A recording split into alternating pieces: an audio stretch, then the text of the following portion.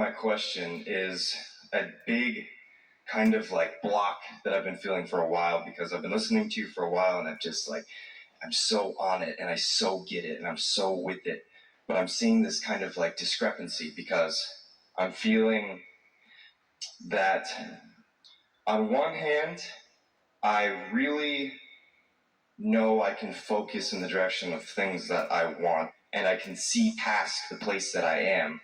I can really see the potential of things, but I've seen in myself a tendency to ignore some things that are, and in doing so, try to push them away, which makes them grow. Well, everything you're saying is accurate. In other words, when you try to push anything away, there's no exclusion, so you just make it more.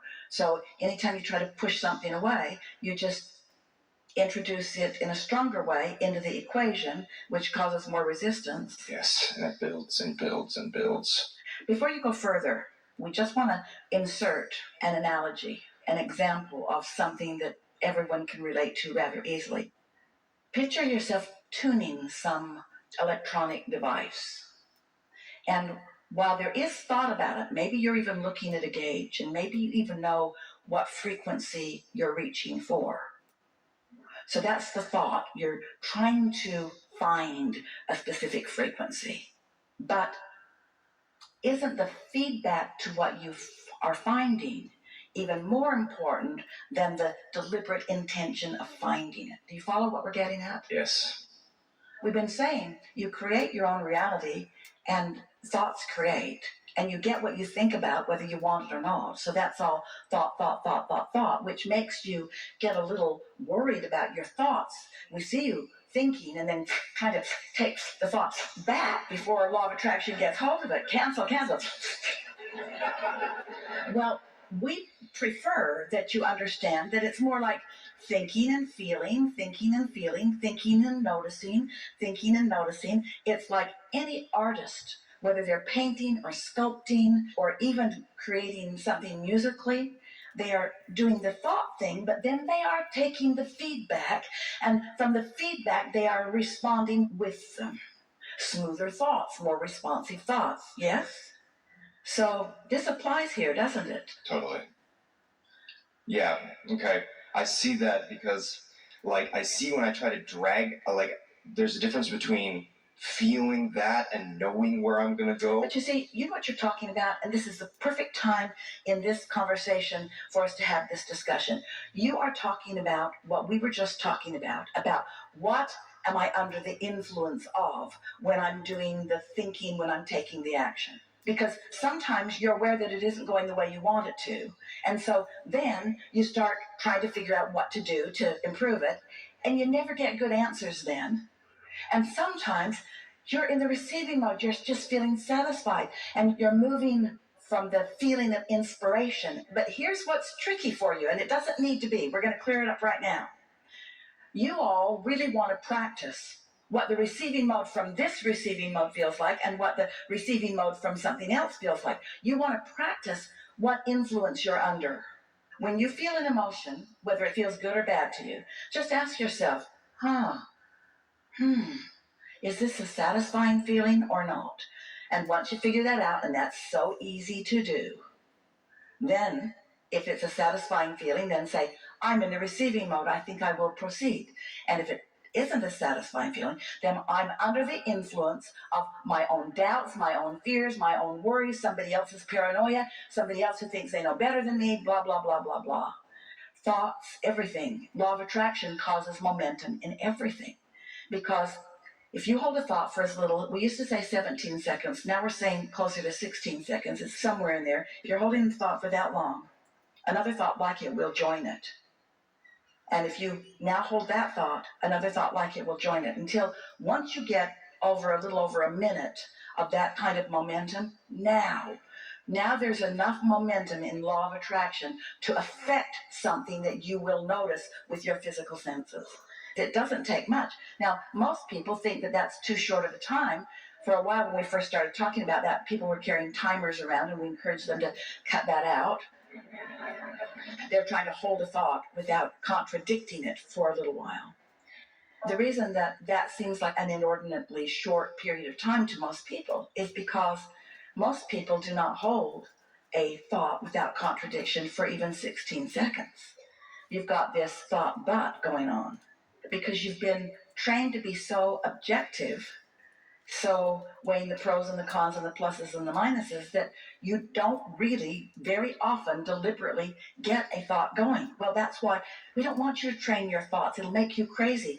We want you to care about being satisfied, because that's the response to the thought, and just looking for something that feels satisfying, caring about being satisfied, which is the same thing as saying care about being in the receiving mode, which is the same thing as saying care about being in a vibrational equivalent to everything that you want that's in your vortex and your inner being. Oh, there's power in that. One who's connected to all of that is more powerful than millions who are not. There is so much leverage in your own absence of contradicted energy. And yet almost no one is working at that at all. They just sort of bumble through life and take life as it comes. And when something happens that is not satisfying, would you believe they keep talking about it? They keep talking about it. Keep it going. Do you know something could have happened to you 20 years ago? Remember that thing? And it would not be affecting your now vibration at all. It wouldn't even be in the mix if you weren't talking about it 19 years ago and 18 years ago and 17 years ago and 16 years ago and yesterday. And a lot of reason you talk about it is because you're trying to justify something maybe, or maybe you're trying to entertain.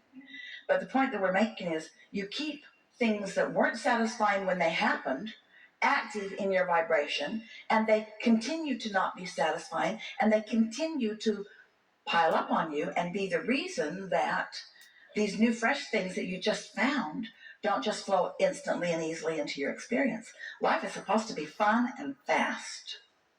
Yeah. All right. So I get all that, and I can feel when you sat down, you said, I have this big, maybe you used the word block. I did. Yeah. Let's go right there. Okay. So the block is, when is it advantageous to focus on those unsatisfying things that happened? But that's when. But then how do you move them out of your experience? Because like I said, Can't move anything you're looking at. But it sticks to you like glue. So I know that. But it's like, it's almost as if part of my awareness is focused on where I want to be, but part of it just does not let go, and it just like... But we're explaining to you what you're doing that doesn't let it go. You can't look forward and behind you at the same time. Pick one.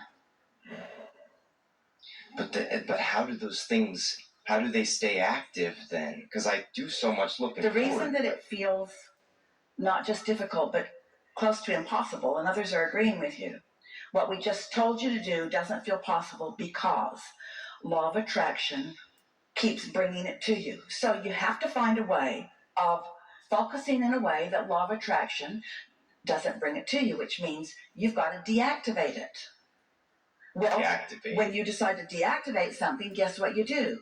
You activate it. Yes. So how do you deactivate something? By activating something else. Or reboot. Shut it all down. We are recommending a lobotomy. We are recommending a practiced meditation where you quiet your mind. It might take you a week to get so your mind is really quiet. But when you focus on some sound in a room, can you hear something in this room? Fan? Or dripping faucet? Just focus on something that doesn't take much thought, but that does require focus. When you focus upon something, and when your mind wanders in it, we'll go back to focus on that. When your mind wanders in it, we'll go back to focus on that. When your mind wanders in it, we'll go back to focus on that.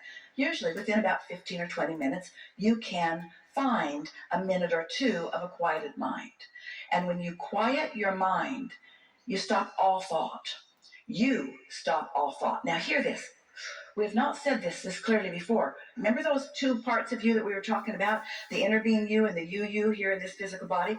You quiet the you's mind down. The inner being's mind is the only mind that is active. The inner being's mind is focused unequivocally, inextricably, only completely, specifically upon everything that you have become. So when you quiet this for a brief moment in time, you are that. In other words, you just move right there. Your vibration rises. It's like the frequency of your inner being is a magnetic point of attraction, and when you are not offering any opposing vibration, off you go right into vibrational alignment with that. And then you're in sync with the new intention. And that old thing that happened that was active before is not active now. Now, will that one time cause all propensity to think about it to not exist? No, because there's still some momentum. Something's going to happen. You'll hear a song. Somebody will say a word. There are all kinds of triggers in your environment that could potentially take you back there. But if you quiet your mind often enough for a week or two or three or four until you establish a new vibrational relationship with the desire part of this subject rather than the lack of desire part of this subject, now it's easy. And then the conversation that we have, instead of it being, oh, Abraham, I just can't stop thinking about that, the conversation will be, I can't even remember the last time I thought about that. It's like it just goes away. It literally changes your frequency and therefore your perspective and therefore your past, really. It changes your relationship with your past. You're now, there are 15 analogies flooding into Esther's mind simultaneously. You're now moment in time overwrites everything that you've lived before. Now, that feels confusing to you because you think you have memory. You don't have memory. What memory is transmitting and receiving mechanism. In other words, you don't have a storage cabinet that's storing all this stuff. You are transmitting and receiving vibrations and translating them into what you are calling your memory or your knowledge. Sit with that just for a moment. It's really chewy. So, in every moment, everything's being written over. Do you have any computer programs like that override everything that came before? In other words, the now just keeps updating. You make a change and it changes. You know what we're talking about? Maybe not. So, give you another analogy. So, in your now, in alignment with Source, your vortex, which contains all that you've evolved to, becomes dominant and everything is overwritten. If you have more debt than you have money, overridden. The money overrides it. If you have a bad relationship and a good one in the vortex, overridden. We're not kidding you. You can stay current with your now vibrational reality. So after a while, things that used to be active that you kept updating, you're no longer updating, so they don't keep coming with you. And in their place is the new perspective, more important, the new point of attraction. The way we've said it to you that might be easier to hear, although we really liked what we just said to you, everything is always changing. But for most, it's just changing to the same thing over and over and over again. Because you keep having the same thoughts about the same sorts of things, and so you just keep becoming new in the old way. And then it feels to you like things aren't getting better. Well, things are changing, but they're changing to what's active in your vibration. Is this making sense to you? So now, give us some really good questions. So is there anything to do other than meditate, really? Well, so meditating I get, and I love... No, you don't. Well, yes, I do. There's sometimes... We know that you get it, but do you understand that it will solve the problem that we are discussing here? It will change your vibrational frequency, and therefore it will change your point of attraction, and therefore tomorrow you could have an entirely different discussion.